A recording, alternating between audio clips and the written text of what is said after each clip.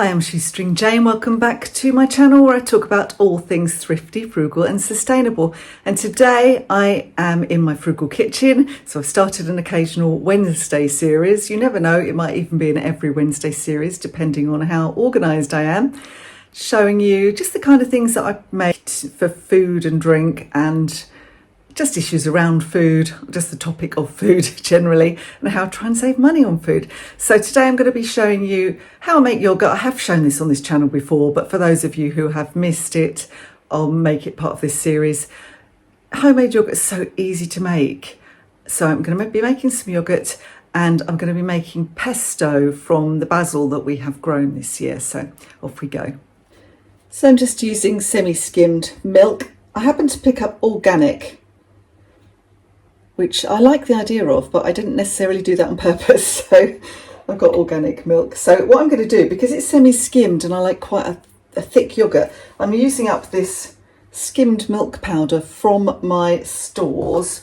So I'm using it to make my milk thicker at the moment, my yogurt rather thicker at the moment. So all I do is add a couple of tablespoons and whisk it in before I heat the milk. I could probably use more, but 2 seemed to be enough last time.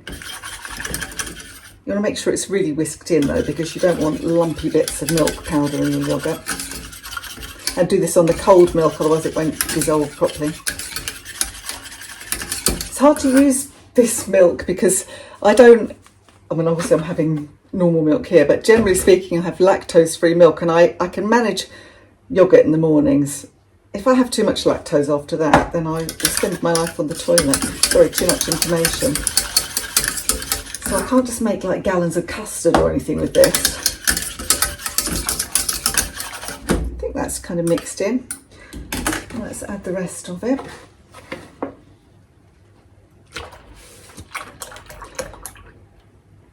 My pan is slightly too small. It will be okay. It will be okay. So it's a 2 pint amount, so I tend to make it 2 pints at a time. That's enough. And I'm just going to put that on one of the back rings and bring that almost to the boil. And then when it is almost to the boil, I'll allow it to cool and I will then add it to my starter. So years ago I invested in one of these thermometers for when I was making jam, actually, and preserves, and I still do that, so it's worth for me having this. It really is old, this, because it's a metal one, but it's excellent. It's made in England, Brannan, England. So I think I bought this. I'm trying to think, I may even have bought this when I lived in Norwich. Well, I had Becky in Norwich and we left when she was 2 and she is now 33. So that's how long ago I had this. However, if you can get a metal one, do, because obviously metal's better than plastic. Lasts forever. And it's good for all sorts of things. It's good for, well, it's got the things on it here. So you can do yogurt, which is what I'm using it for now.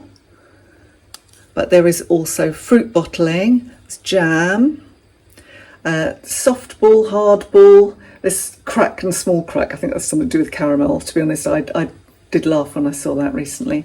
You can use it for icing and all sorts of things. It's just really a handy thing to have. But I find it useful for this because it means that I don't, because the thing is, when you add your milk to the starter, it's still steaming and you think that's got to be too hot. But actually, if you add it when it's too cold, it doesn't work. It doesn't activate the starter. And if you add it when it's too hot, it doesn't work. It kills the starter. So it's useful for that. So I would say you don't need one of these. And it can be like finger hot or hand hot if you feel like sticking your finger in your milk. But it's useful to have one. Okay, so it looks like it's coming almost to boiling. Let's just do the temperature. I try not to stick it on the bottom because I think it's obviously going to get a lot hotter on the bottom. I want it to be about 84 degrees centigrade. It's not quite there yet, but I can't move away at this point because, you know, it's going to come to the boil and boil over as soon as I walk away. But you can see now it's just kind of bubbling. So even if you didn't have a thermometer at this point, you'd know this was about it, or maybe to keep it going. It's only showing 80 at the moment. So maybe about 82. It's not that precise a science though, so this I think is going to be fine at this point. So it's about to come to the boil, as you can see. So at this point what I'm going to do is just turn it off. I'll just give that a little wash because I won't be able to see it if I leave it in there. I will turn that off now, set my timer for about 10 to 15 minutes, depends on the weather because it's obviously very hot, so it's going to take longer to cool down, and then come back and just check that it's on my yogurt marker here. It's already gone way down to 60, taking it out. But if I just make sure it's the milk has cooled down to the yogurt part, and then we'll be ready to go. So here are some other equipment that I use. You don't need all of this. I use this pot with a lid because I think that's really useful to keep it covered. This is my starter now because I haven't made any yogurt this week. I put the starter in the freezer, and so okay, it looks horrible, it's gone runny, but it will work and it will be fine. So it's just whatever you've got left over from your last batch of yogurt. Normally when I make a batch of yogurt, I'll spoon some out, stick it in the freezer so I know I've got some starter out there, and then I'm just going to put that in there with the cooled milk on it. And then I use my Wonder Bag. You don't need a Wonder Bag. It's just handy to have something that will keep things from going cold too quickly. So you could wrap it in towels. You could obviously use a yogurt maker if you've got one. Some people use a flask. There's various things you can do. You could wrap it in a towel and stick it in an airing cupboard. But I find that because I've got the Wonder Bag, which I was gifted for review, I have to say, and I do use it a lot, I use that. So I just stick it in there and stick that on top. So this is handy for me, so I've got that. But it does take up a lot of space. So if you haven't got a lot of space in your home and you haven't got a lot of cupboard space, then the Wonder Bag probably isn't the thing for you. If you've got an Instant Pot, you'll have a yogurt setting on it as well as the other thing, although I didn't love making it in my Instant Pot when I had one. So, but there's various things. So it's not, as I say, it's not scary. If you haven't made yogurt before, you think it's not going to work, but honestly, it's so easy. Okay. All right, we've hit yogurt. So, I've got my starter.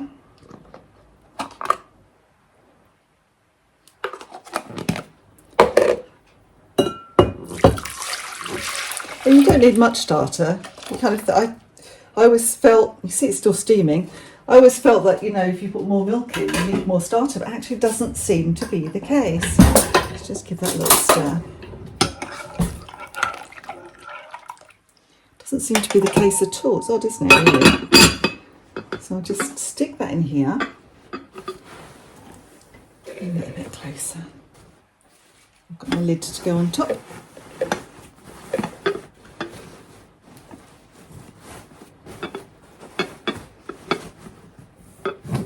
Do it my Wonder Bag, and honestly that'll be about, I tend to leave it about 5 or 6 hours, so that will be ready.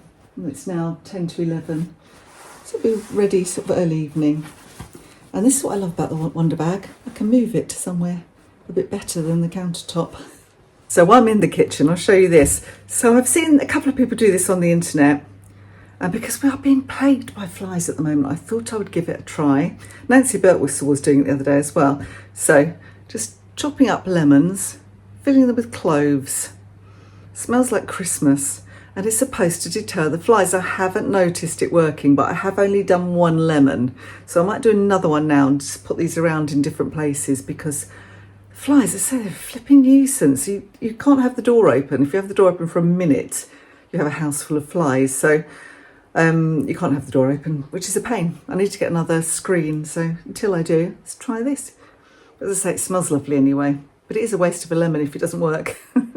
So moving on to tonight's dinner, which is going to be pasta with pesto and just a nice salad, a nice simple supper. I'm going to use my really ancient Kenwood food processor. I've had this forever and a day and I got it secondhand in the first place. It's gone kind of yellow now, but at the moment it's doing the job. So I always believe in using what you've got. It doesn't matter if your kitchen doesn't look shiny and new. It does matter that it's functional if you want to stick to your budget. So that's what I'm doing. Let me show you then. Okay, so I'm making some fresh pesto, much nicer than shop bought, although I do enjoy shop bought as well. But I'm making it because I've got a load of basil. Although I think I've got a load of basil, quite a lot of plants, but when I actually came to weigh the amount of basil I needed, it looks, it's a lot, isn't it? So I'm actually making half of the recipe, which is from BBC Good Food, for pesto. And I have to say, this wouldn't be a cheap or frugal recipe if I had to buy the basil, because basil can be quite pricey. But things like this come from Lidl. So I've got pine nuts, and I'm using 25 grams of pine nuts, 40 grams of basil. So say it looks like a lot more, doesn't it? 25 grams of Parmesan cheese. Again, this came from Lidl. 75 grams of olive oil. I am using the extra virgin, but it's gone up a lot, hasn't it, olive oil, but I can still just about afford to buy it from Lidl or Aldi. And a clove of garlic, got a nice chunky clove of garlic. And that is it. I guess I might adjust some salt and seasoning once I've done it. So I'm going to fry off the pine nuts a little bit, just toast them a little bit, dry fry them, and then basically whiz it all together in the food processor. Easy peasy. There you go, toasty. I'll leave those to cool down a little bit and set up my food processor. I'm going to make it in the liquidizer pot. I think it'll be absolutely fine. So I'm going to start with garlic. I need that to go. And all this lovely basil. I just can't tell you how nice it smells. As I was cutting it, I was thinking, oh, this is just fantastic stuff. Oh, it just smells so nice. My parmesan. Oh, I've got some basil in my olive oil. I haven't bothered taking the stalks off or anything, because you've got to get 40 grams of basil together. If you start taking the stalks off, you'll need even more. That's 75 millilitres of oil. Finally, my pine nuts. These smell nice as well. Toasted pine nuts are lovely. And they're quite expensive pine nuts, but you only use a very small amount in this recipe. And I've got pine nuts left over that I'll use for other things anyway. Right, it's going to make a noise.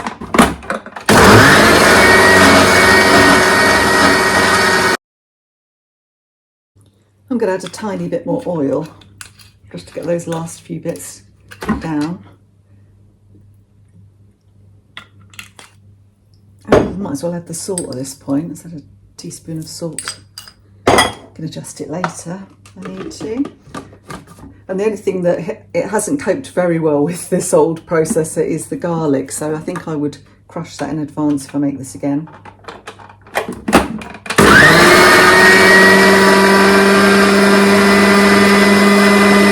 So that's all done.